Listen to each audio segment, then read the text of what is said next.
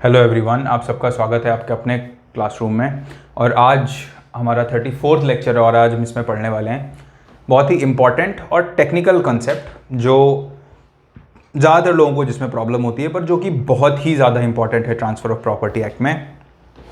किसी भी judicial services exam में बहुत हाई प्रोबेबिलिटी होती है यहाँ से क्वेश्चन आने की। तो टॉपिक क्या है? टॉपिक जो है वो है subrogation, prohibition of tacking and mean mortgagee, right, which is section 92, 93 and 94 of transfer of property act। इस लेक्चर को, अगर ये लेक्चर काफ़ी लंबा हुआ तो मैं इसको दो पार्ट में भी डिवाइड कर सकता हूँ, और अदरवाइज़ अगर हमने 30 to 35 मिनट्स में ये हमारा वाइंड अप हो गया तो हम एक पार्ट में रखेंगे। उसके अलावा इसमें हम डील करेंगे सेक्शन 91 भी, और जब हम सेक्शन 91 पढ़ेंगे, जब हम ये सेक्शंस पढ़ेंगे तो हम इनको पढ़ेंगे section 78 and section 79 of transfer of property act के साथ। तो ये बहुत ही कॉम्प्रहेंसिव लेक्चर होने वाला है, राइट। इसमें हम ट्रांसफ़र ऑफ प्रॉपर्टी के 6 बहुत इंपॉर्टेंट प्रोविजंस, जिनसे अक्सर क्वेश्चन पूछे जाते हैं मेंस में भी और प्री में भी, और इससे जो क्वेश्चंस हैं वो थ्योरी बेस्ड क्वेश्चन भी आते हैं जहाँ पे डायरेक्टली आपको क्वेश्चन पूछ लिया जाएगा। उसके अलावा जो प्रॉब्लम बेस्ड क्वेश्चन है, एप्लीकेशन बेस्ड क्वेश्चन है, वो भी आते हैं। तो अगर आप ये लेक्चर प्रॉपरली देखेंगे तो आपको एक बहुत ही इंपॉर्टेंट टॉपिक जो है ट्रांसफ़र ऑफ प्रॉपर्टी एक्ट का, उसमें कंप्लीट क्लैरिटी होगी, राइट। तो जब मैं आपको पढ़ाऊँ आपको ध्यान से पढ़ना है और बेयर एक्ट अपने साथ में रखना है। पर before I begin with this lecture, वो जो डेली हमारा रिचुअल है, जो मैं आपको डेली बोलता हूँ कि ये जो हमारा क्लासरूम है ये आपको सबके साथ शेयर करना है, ताकि हर लॉ स्टूडेंट अपने यहाँ जो भी लॉ पढ़ रहा है या जो लॉ पढ़ने में इंटरेस्टेड है, प्रैक्टिस कर रहा है कोई इंसान, राइट, या कोई एग्ज़ाम्स वगैरह में एस्पिरेंट है, राइट, उस सबके पास इस क्लासरूम का एक्सेस होना चाहिए, ताकि उनको जो बेस्ट लीगल कंटेंट है वो फ्री ऑफ कॉस्ट अवेलेबल हो सके, राइट। तो ये मैं केवल इतना कर सकता हूँ कि मैं बहुत अच्छा कंटेंट आपको दे सकता हूँ। मैं बहुत सिंपल लैंग्वेज में आपको लॉ एक्सप्लेन करता हूँ, ताकि लॉ आपको ऐसा ना लगे कि बहुत डिफिकल्ट है, क्योंकि लॉ उतना डिफिकल्ट है नहीं जितना इसे बनाया जाता है, राइट। तो मैं केवल इतना कर सकता हूँ, पर इसको सबके पास तक पहुँचाना ये मैं अकेले नहीं कर सकता, इसमें मुझे आपकी हेल्प चाहिए। तो आई होप आप ये करेंगे, और जिस क्लासरूम का एक्सेस आपको मिला है वो आपकी वजह से दूसरों को भी मिलेगा। तो आप इस चैनल को लाइक कीजिए, शेयर कीजिए ज़्यादा से ज़्यादा, और सब्सक्राइब कीजिए अगर आपने अभी तक नहीं किया है तो। एक और बात, अगर आप इस लेक्चर में पहली बार मेरे साथ जुड़ रहे हैं ट्रांसफ़र ऑफ प्रॉपर्टी एक्ट की सीरीज़ में, तो मैं आपसे रिक्वेस्ट करूंगा कि आप लेक्चर 1 से देखें, ताकि आपको ये प्रॉपरली समझ आएगा और आप ट्रांसफ़र ऑफ प्रॉपर्टी एक्ट पे आपकी एक बहुत अच्छी कमांड होगी। अगर आप ये पूरी सीरीज़ देखेंगे ट्रांसफ़र ऑफ प्रॉपर्टी एक्ट पे, आपको कोई भी एग्जाम हो, कभी कोई प्रॉब्लम नहीं होगी, राइट। तो उस पर्सपेक्टिव से हम सारे लेक्चर्स यहाँ पे डिज़ाइन करेंगे। अभी हमने टीपीए से शुरुआत की है, उसके बाद हम लिमिटेशन और एसआरए पे आएंगे, और हर लेक्चर जो होगा वो इतना ही कॉम्प्रहेंसिव होगा। तो अब हम शुरू करते हैं आज के अपने लेक्चर के साथ। तो मैंने बहुत सारे सेक्शंस लिख रखे हैं, आप इनको देख के घबराइए मत, हम 1 by 1 डील करेंगे। तो हमने रिडेम्पशन जो है वो पढ़ रखा है, concept of redemption which is section 60। हमने ये बहुत ही डिटेल में पढ़ा था, 2 पार्ट में मैंने रिडेम्पशन समझाया है आपको, राइट। तो अगर आपने वो नहीं पढ़ा है तो आप पहले एक बार वो देखिए इस लेक्चर को समझने से पहले। तो रिडेम्पशन में हमने पढ़ा था कि रिडेम्पशन का मतलब क्या होता है, राइट, कब किया जा सकता है, राइट, कैसे किया जा सकता है, ये हमने पढ़ा था। पर जब हम सेक्शन 60 पढ़ते हैं तो मैंने आपको सेक्शन 60 के साथ 91 उस टाइम नहीं पढ़ाया था, और उसका रीज़न ये था कि जब हम सब्रोगेशन पढ़ते हैं तो हमें 91 रेफर करना पड़ता है। तो इसलिए मैं आपको अभी सेक्शन 91 यहां पे एक्सप्लेन करूंगा। सेक्शन 91 जो है, it talks about who may sue for redemption, right. किस बारे में बात करता है कि रिडेम्पशन के लिए कौन सू कर सकता है, who may sue for redemption, section 91। तो हमें तो इतना तो पता है कि मॉर्टगेजर तो कर सकता है, रिडेम्पशन किसका राइट होता है? मॉर्टगेजर का राइट होता है रिडेम्पशन, ठीक है। पर मॉर्टगेजर होता है ये तो हम सबको पता है, सेक्शन 60 पढ़ के हमें समझ आ जाता है। पर मॉर्टगेजर के अलावा कौन कर सकता है, वो सेक्शन 91 में दिया हुआ है। तो अगर हम सेक्शन 91 को देखें तो it says besides the mortgagor, मतलब मॉर्टगेजर के अलावा any of the following persons में रिडीम और institute a suit for redemption of the mortgage property, namely कौन रिडेम्पशन करवा सकता है मॉर्टगेजर के अलावा? Any person other than the mortgagee of the interest sought to be redeemed who has any interest in or charge upon the property mortgage or in on the right to redeem the same। फिर law की language है, बहुत घुमा देती है, घूमने की जरूरत नहीं है, सिंपल भाषा में समझते हैं अपन। नंबर ए राइट, कौन कर सकता है रिडीम? एनी पर्सन, जिसका क्या है, कोई भी person who has interest, person who has interest और charge in mortgaged property.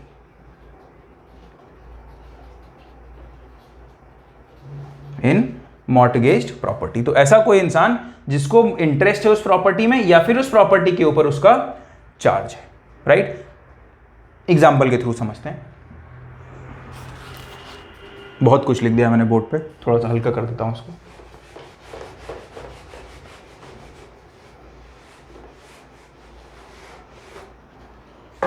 Right, यहाँ पे केवल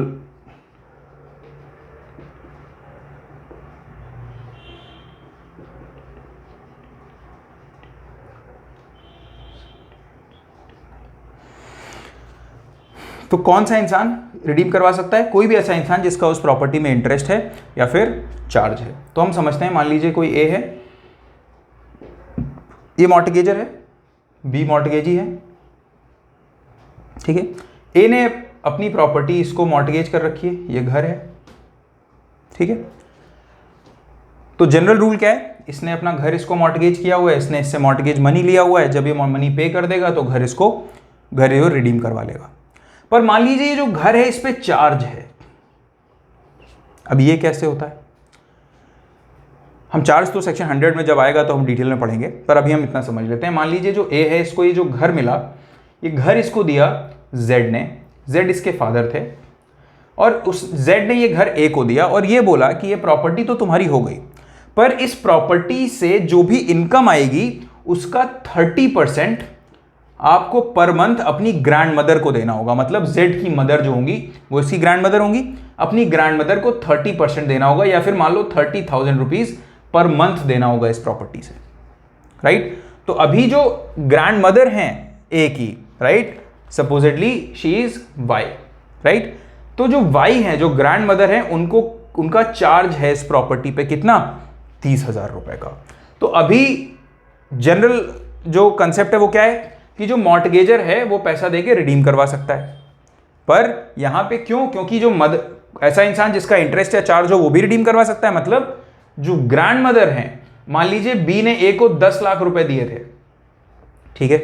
तो जब ए बी को 10 लाख रुपए देता और जो भी इंटरेस्ट होता वो वापस करता, तो उसको ये इस घर जो है वो रिडीम हो जाता। पर इस केस में ये नहीं दे पा रहा है, पर ग्रैंड मदर दे देती हैं। तो वाई इस केस में क्या कर सकता है? वाई इसको पूरा जो मॉर्टगेज मनी है वो वापस कर सकती है, और वाई जो है इस प्रॉपर्टी को रिडीम करवा सकती है। आई होप आपको ये एग्जांपल समझ आया होगा। तो मॉर्टगेजर के अलावा और कौन रिडीम करवा रहा है? मॉर्टगेजर की ग्रैंड मदर। क्यों? क्योंकि ग्रैंड मदर का चार्ज है इस प्रॉपर्टी पे, राइट। तो ये ऑप्शन, मुझे उम्मीद है आपको सबसेक्शन जो ए है वो आपको क्लियर हो गया होगा। फिर उसके बाद हम आते हैं बी या ए में। एक और चीज है जो काफी इंटरेस्टिंग है, जो ब्रैकेट में जो चीज लिखी हुई है इसका क्या मतलब है? Any person other than the mortgagee of the interest sought to be redeemed. इसका मतलब है जो पर्सन जिसका इंटरेस्ट और चार्ज है उस मॉर्टगेज प्रॉपर्टी में, उसके अलावा कौन, उसमें कौन इंक्लूड होगा? सब्सीक्वेंट मॉर्टगेजी भी इंक्लूड होगा, राइट।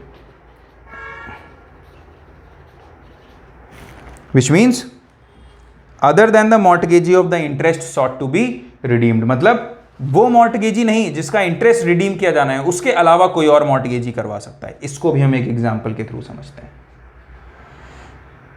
मान लीजिए कोई प्रॉपर्टी है, ठीक है, ये प्रॉपर्टी ए ने किसको मॉर्टगेज की है, बी को मॉर्टगेज की है। फिर उसके बाद ये प्रॉपर्टी किसको की है, सी को मॉर्टगेज की है, ठीक है।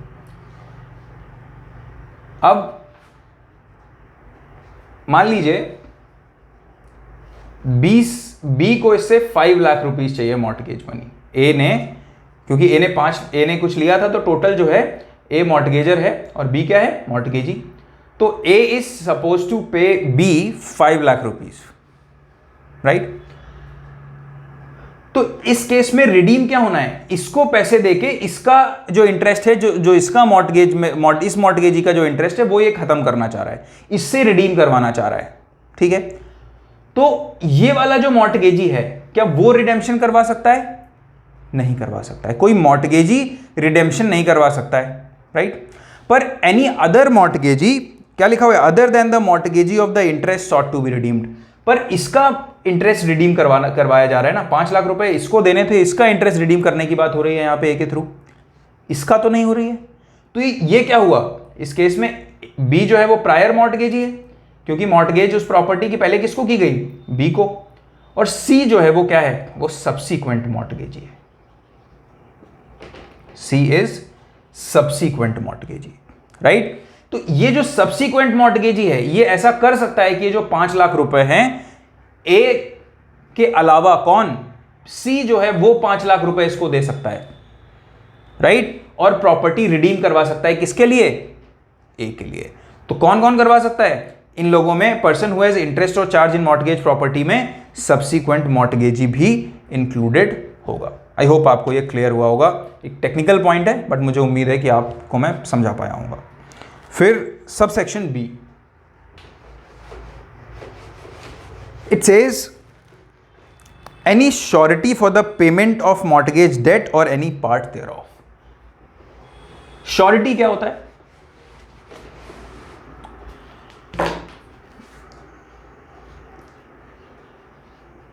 बेसिकली जब हम कॉन्ट्रैक्ट पढ़ते हैं तब हम श्योरिटी पढ़ते हैं, जब गारंटी का कंसेप्ट पढ़ते हैं। तो मान लीजिए ए ने बी से मॉर्टगेज मनी लिया,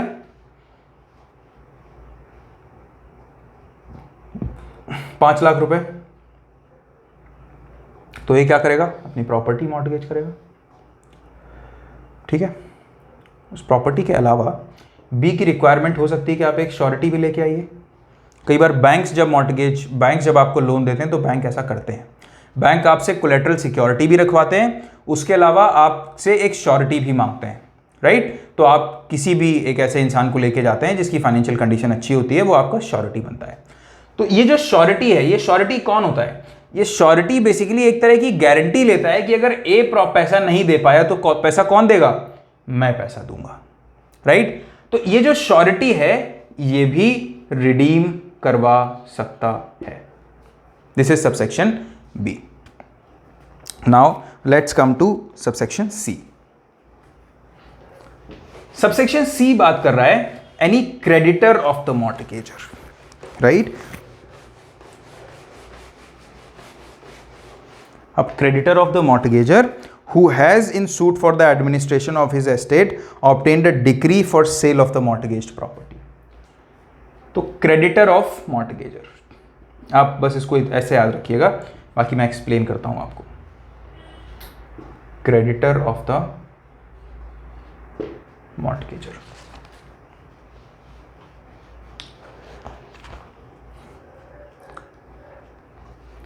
अभी जो क्रेडिटर ऑफ द मॉर्टगेजर है, ठीक है, जो इतनी लंबी लाइन लिखी है, इसका क्या मतलब है, इसका मतलब सिंपल सा है कि मान लीजिए ये मॉर्टगेजर है और बी क्या है, मॉर्टगेजी है, ठीक है। 5 लाख रुपए लिए थे ए ने बी से। अब इस केस में ए जो है, ए ने किसी एक्स नाम के बंदे से और पैसा उधार ले रखा है, 3 लाख रुपए उधार ले रखा है मान लो, ठीक है। तो एक्स क्या हुआ,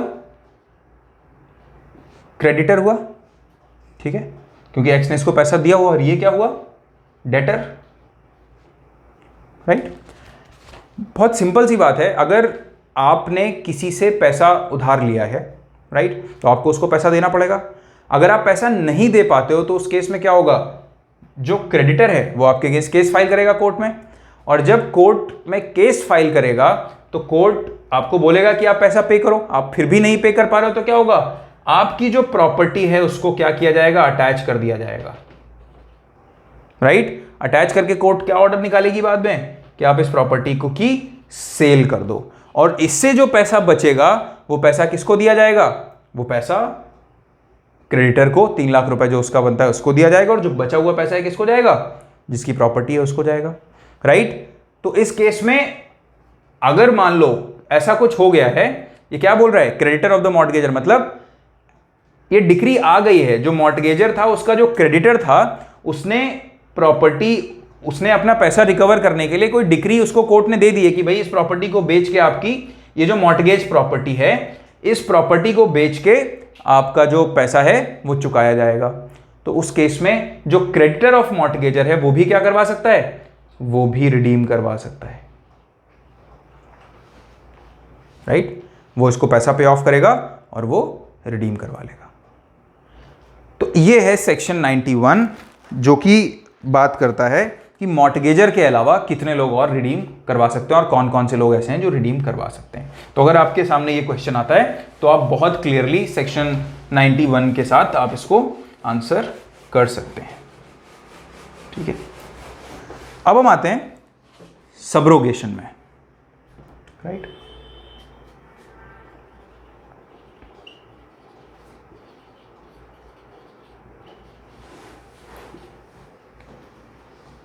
सेक्शन 92, सब्रोगेशन का एक मतलब होता है सब्स्टिट्यूशन।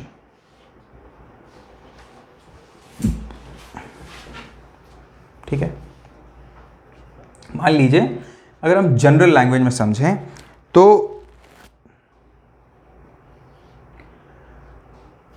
अगर ऐसे बोला जाए कि ए जो है बी ने ए को सब्रोगेट कर दिया, तो इसका मतलब क्या होगा, ए की जगह पे बी आ गया, ठीक है। मतलब ए ने बी ने ए को सब्स्टिट्यूट कर दिया, राइट। तो अब हम, अगर इस वर्ड पे आपकी क्लैरिटी हो गई है तो अब हम आगे बढ़ते हैं सेक्शन 92 के साथ। हमने सेक्शन 91 में क्या पढ़ा कि मॉर्टगेजर के अलावा और भी लोग हैं जो 91 में दिए हुए हैं, वो लोग क्या कर सकते हैं, वो लोग रिडेम्पशन करवा सकते हैं। तो सब्रोगेशन बेसिकली क्या बोलता है कि जब वो लोग रिडेम्पशन करवाते हैं, राइट, तो वो लोग क्या होते हैं, मॉर्टगेजी की पोजीशन पे आ जाते हैं, ठीक है। एग्जाम्पल के थ्रू समझते हैं, बेटर समझ आता है। मान लीजिए ए जो है वो क्या है, मॉर्टगेजर था, बी मॉर्टगेजी था, ठीक है। रिडेम्पशन करवाने की जिम्मेदारी किसकी है, जो मॉर्टगेजर है उसकी, पर इसकी जगह इसके श्योरिटी ने रिडीम करवा लिया, जो कि एक करवा सकता है, श्योरिटी था एक्स, इसने रिडीम करवा लिया। तो जब इसने रिडीम करवा लिया मतलब इसने क्या हुआ, जो ए जो है बी को जो 5 लाख रुपए देने वाला था वो किसने दिए, एक्स ने दिए, ठीक। तो इसका तो खेल खत्म हो गया यहां पे, इसका role ends here, right. But जब इसने पैसे दिए तो ये भी तो रिकवर करेगा ना इससे कभी ना कभी। तो अब इसकी जगह पे कौन आ गया, एक्स आ गया, ठीक है। तो मतलब यहां पे पहले मॉर्टगेजी कौन था, बी, पर क्योंकि एक्स ने जो रिडेम्पशन है एक्स ने करवा लिया, इसने पैसा दिया और ये जो प्रॉपर्टी है इसकी रिडीम करवा ली, तो एक्स भी तो वसूल करेगा ना अपना पैसा। एक्स क्यों वसूल नहीं करेगा, क्यों इसके लिए ये रिडीम करवाता घूमेगा, राइट। तो मॉर्टगेजी पहले कौन था, बी, पर जब एक्स ने पैसा देके इसकी प्रॉपर्टी रिडीम करवा दी तो बी की जगह कौन आ गया, एक्स आ गया। इसको बोलते हैं सब्रोगेशन। इसीलिए सब सेक्शन जो सेक्शन 92 है उसमें क्या लिखा हुआ है, any of the persons referred to in section 91 other than the mortgagor, mortgagor के अलावा जो लोग मेंशन है 91 में, and any co-mortgagor shall on redeeming property subject to the mortgage have so far as regards redemption, foreclosure or sale of such property the same rights as the mortgagee whose mortgage he redeems may have against the mortgager or any other mortgagee, मतलब same rights होंगे as the mortgagee whose mortgage he redeems. हमने यही तो देखा कि जो मान लीजिए जो बी था उसके जो राइट्स थे, जब एक्स ने उसको रिडीम करवा दिया तो जो मॉर्टगेजी के राइट्स थे वही राइट्स किसके हो गए, अब एक्स के हो गए। तो क्या माना जाएगा कि X has been subrogated to the position of B, right. Now the next para which says the right conferred by this section is called the right of subrogation and a person acquiring the same is said to be subrogated। मैंने आपको बता दिया, ठीक है। उसके बाद a person who has advanced to mortgager money with which the mortgagee has been mortgagee has been redeemed shall be subrogated to the rights of mortgagee whose mortgage has been redeemed if the mortgager has by registered instrument agreed that such person shall be subrogated। इसका क्या मतलब है, देखिए 91 में जो लोग redeem करवाते हैं, जो लोग मेंशन है, वो सबरोगेट हो गए, ये बात तो अपन को क्लियर हो गई। अब दूसरा क्या है, दूसरी सिचुएशन ये है कि मान लीजिए कोई एक्स है और एक्स ने वाई से 10 लाख रुपए लिए थे, मतलब टोटल इसको 10 लाख रुपए पे करने including principal money and interest. अब जब रिडीम करना था तो एक्स के पास पैसा नहीं था इसको पे करने के लिए, तो एक्स का एक बहुत अच्छा दोस्त था जिसका नाम था, ठीक है, गुलेल। एक्स वाई एबीसी से आप बहुत बोर हो गए होंगे, ठीक है। तो ये जो गुलेल नाम का इसका दोस्त था एक्स का, तो इसने क्या किया, इसने इसको 10 लाख रुपए दिए। एक्स ने क्या बोला कि मुझे 10 लाख रुपए दे दो, मुझे रिडीम करवानी है जो प्रॉपर्टी मैंने इसको, जो मैंने अपनी प्रॉपर्टी इसको मॉर्टगेज की हुई है, ठीक है। दोस्त था, उसने दे दिए, उसने पैसे दे दिए, इसने इसको पैसा दिया और प्रॉपर्टी रिडीम हो गई। तो क्या इस कंडीशन में जो गुलेल है क्या वो सबरोगेट हुआ वाई की जगह पे? जो मैंने आपको फैक्ट्स बोले उस केस में नहीं हुआ, राइट। सबरोगेशन होने के लिए कि वाई जो है, वाई की जगह पे जो मॉर्टगेजी है उसकी जगह पे गुलेल आ जाए, सबरोगेट हो जाए, उसके लिए क्या जरूरी है कि जब इसने इससे पैसा लिया तो एक रजिस्टर्ड इंस्ट्रूमेंट के तहत, मतलब एक इंस्ट्रूमेंट मतलब एक डॉक्यूमेंट बना, और वो डॉक्यूमेंट कैसा होना चाहिए, रजिस्टर्ड होना चाहिए।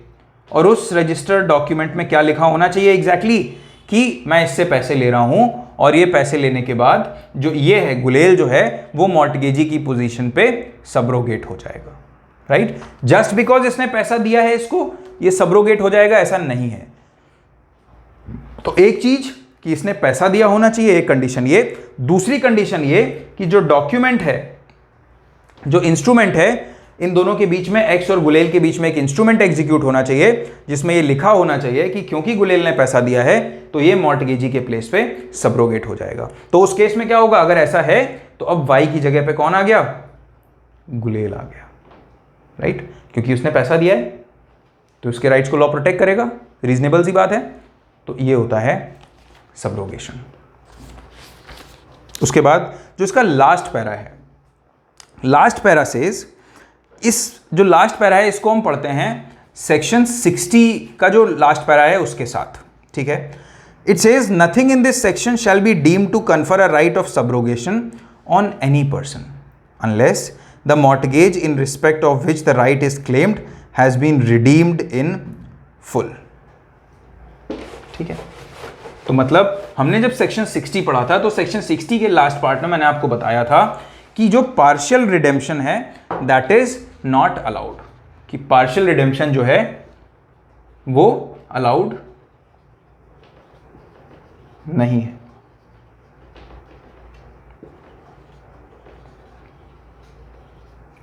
ठीक है।